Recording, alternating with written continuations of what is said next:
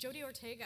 She is a self-proclaimed artivist, and she says her artistic activism can be found somewhere between hip-hop and hope.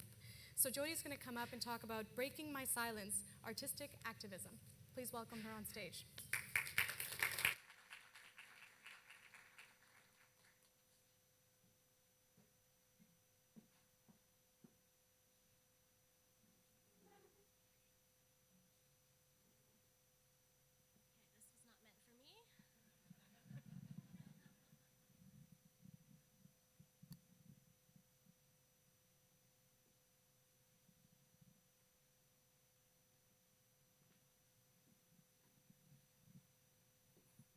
Good afternoon. I've never been a daddy's girl, and I never was a family favorite. And when she sees this up in here, Auntie would be calling, asking you to erase it. What's the distance between a father and a daughter? Students, let's work out this equation. You could measure it in minimal eye contact, prolonged silence to force interaction.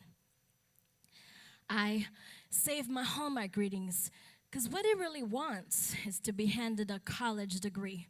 I want you to be efficient in solving complex math problems and study every night rigorously.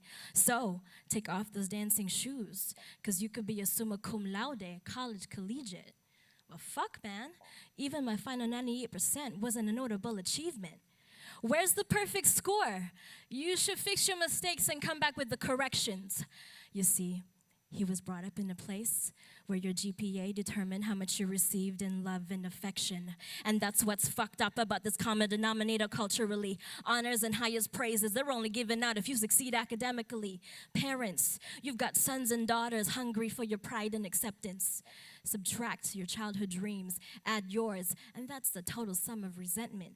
You got 20-year-olds amassing student debt. Even the dreams are on a loan. Mommy, you got to sit down, Daddy, and tell him, be proud of the seeds that you have sown. You got to let them be. They are imperfectly perfect as they are. And if you don't accept them now, you're going to be forced to admire them from afar. That's distance. Thank you.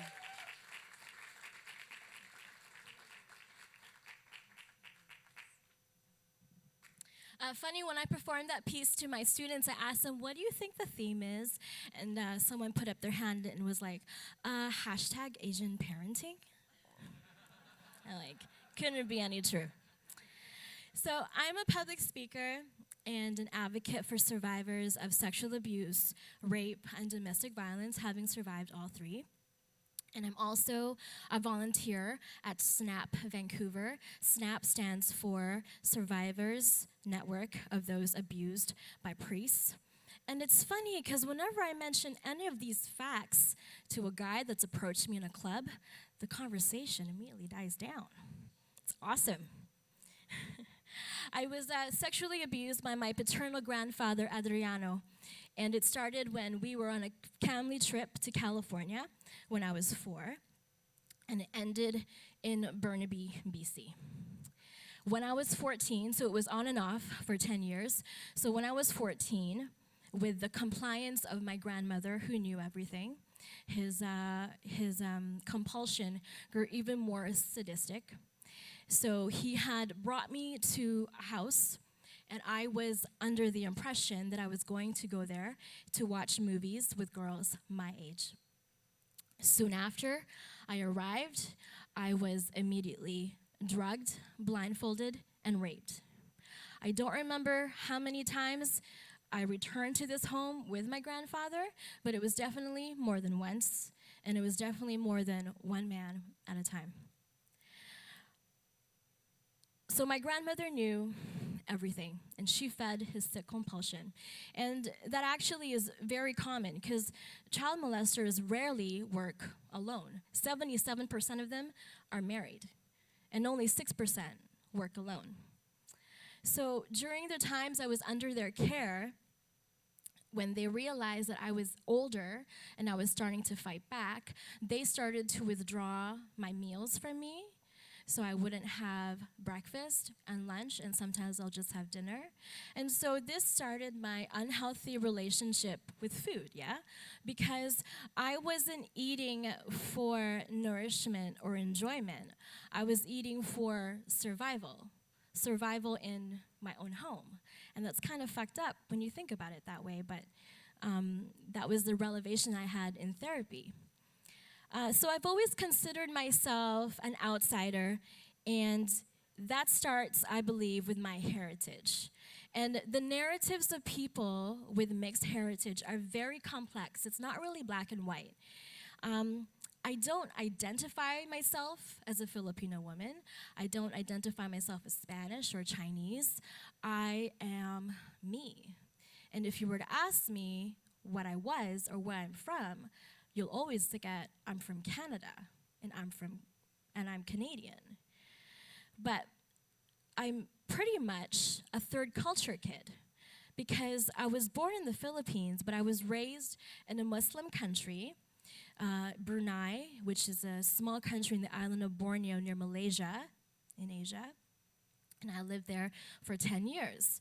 And the first part of my schooling there, I went to a public school where we read the Quran, and I learned to read, write, and speak in Malay. But the later part of my schooling there, I went to a British school because it was a Commonwealth country. So I went to school in the British Army camp, and the only other Asian kids in the school were me and my siblings. So kids got really confused when I moved here to Canada, and because they saw this Asian face with a British accent. And they were like, what the fuck is going on?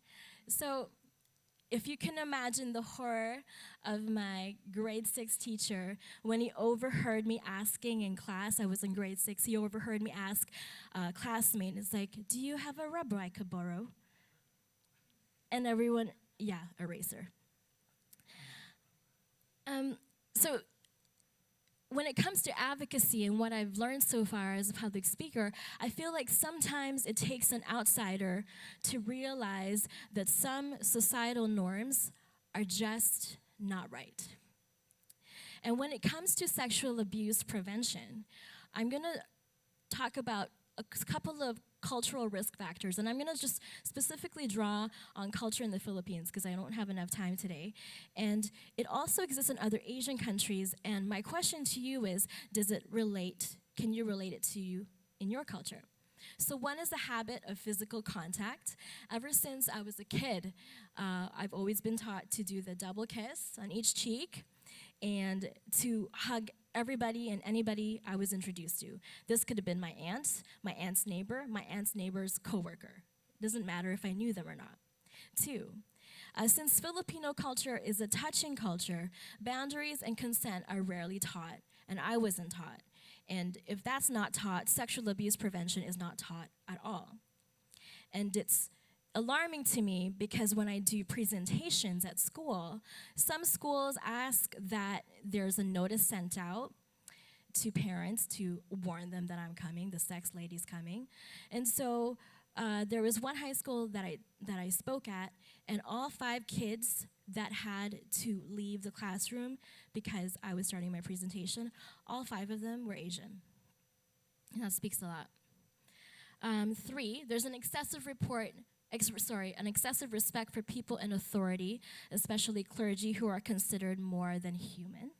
And that's right, because my mom, every time she's gone to a new church, she has given, the priest there lots of baked goods and the best cheesecake she can make, and us kids, we got Sara Lee. No offense to Sara Lee. So 4, Asia's collective misplacement of shame.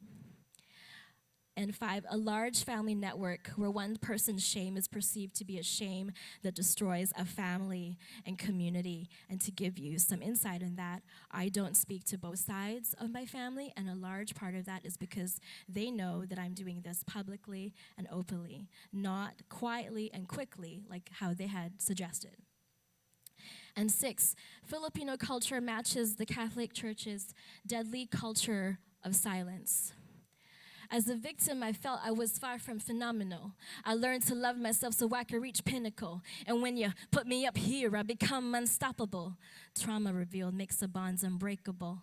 You see, shame is sticky. It clung to my 4-year-old skin quite quickly. My legs were made for hopscotch kicking and jump rope. Instead of choosing fight or flight, my arms were empty in hope. And my arms were made for hugging trees and first slow dances. But I'm sitting here having forgotten my own prom and teenage romances. And my hands should have been used for high fives and grabbing sweet victories. But they're callous now from holding a stockpile of missed out opportunities. I'm not as jaded and faded, most of my scars are invisible. Flashbacks of a suicide attempt make the memory regrettable. You told me my pain was hard to believe because on the outside I was always smiling. But faking it was easier than explaining my harmful methods of coping. And in the school of hard knocks, I got myself a doctorate. Life so hard, I was the youngest looking college kid. And with an A score of 6, I'm looking at a lifetime of therapy. Many overlook my bravery because they're counting my profanity. Police say these are hidden crimes, but that's not true. It's not that we can't see it. It's probably because we don't want to.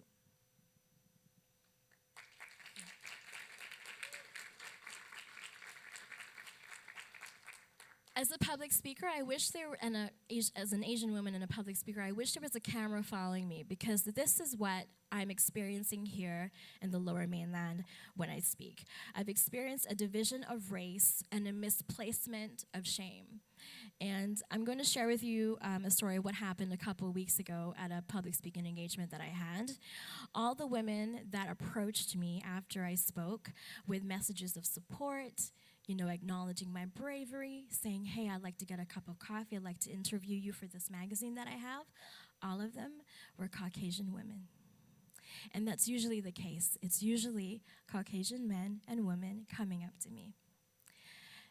When it comes to the Asian community, a lot of their questions are centered around my victimhood, which is not me anymore. It's, why are you doing this? It's like, do your family know?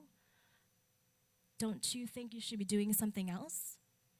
And so this one woman came up to me, she was Asian, and she basically came up, smiled, whispered in my ear, and said, you just shamed your entire family. And so as shocking as that was, it wasn't a surprise. And it really fueled and inspired the purpose and the reason for this talk, to somehow become aware and see how we can create some kind of cultural shift.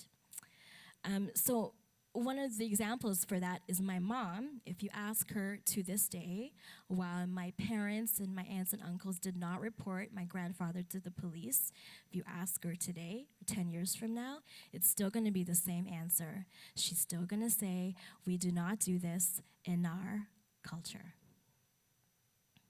So 2 factors that stunted my healing, that was one of them, my family, and also the persistence of forgiveness in the Catholic Church. So when I first disclosed, I was too messed up to think for myself. So coming from a devout Catholic background, my parents took me to Catholic Family Services on Robson Street in Vancouver, and they got me with a counselor there. And within the first 3 sessions, I sat down for my session and my counselor said to me, now let's talk about forgiveness. And that was the recurring theme every time I went to speak to another priest and to another priest and to another priest, just to see that maybe it was just not this priest, but it was somebody else.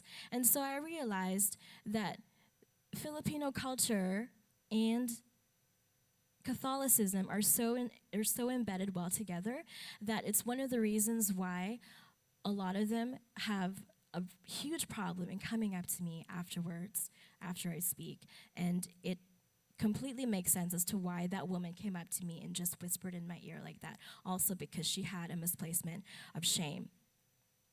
So my question is, how can we create a cultural shift in rape culture in Asian communities?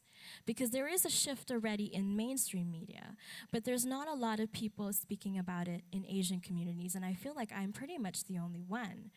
And one of the things I feel like we have to do is to just completely just keep talking about it and not think about it something that we'll talk about when it's just trending on Twitter. It has to be an ongoing, continuing conversation. And it's not enough that I speak at events and I speak to survivors.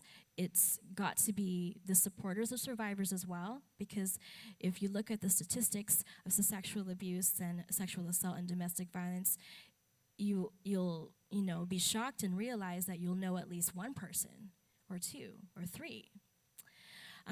So when my child turned 4, and that was the age that my abuse started, there was a shift in me, because I had a very difficult time watching him play. And I would be looking at him and I would be thinking to myself, who would harm, such an innocent human being? And this is what started all of this. So this is my last piece. It's called Thank You. Just like every cliche, loving you was instant and true. But I quickly realized I had to practice self-love in order to properly love you. 15th of December was an arrival for the both of us, mother and son. My greatest work is in my personal growth, so my damages could become undone. You see, my childhood was an incomplete sentence. Thank you for sharpening that Stadler. And this second lease on life has given us the chance to rewrite me as both your mother and father. You're my magnum opus. You're my grand marshal. You're my finest Nobel Peace Prize. You're my Chicago Bulls game 6 and 93, Paxson with the D9. And if your potential could be measured in wins and losses, I'ma call you the next great one. And if your spirit could be matched in excitement, you're my World Series when Joe Carter hit that home run. There's no mic loud enough, no stage wide enough, not even Sherlock's got a clue that matches the amount of love and pride I have growing on the daily for you. 'Cause you are my mirror, revealing to me that with men, I still got an intimacy issue. But I'm healing though, 'cause your laughter's my best medicine, your hugs and kisses are like tissue. And one day soon, I'ma have to explain the absence of your father. No parenting book can prepare me for my most difficult moment ever. I'm gonna have to say, baby, if we stayed, mama's body wouldn't recover. And that you'll eventually end up an orphan having to bury your own mother. I pray when that day comes, I hope you know I'll place you above no other. You're my little drummer boy. You single-handedly changed my life for the better. And I thank you. Thank you.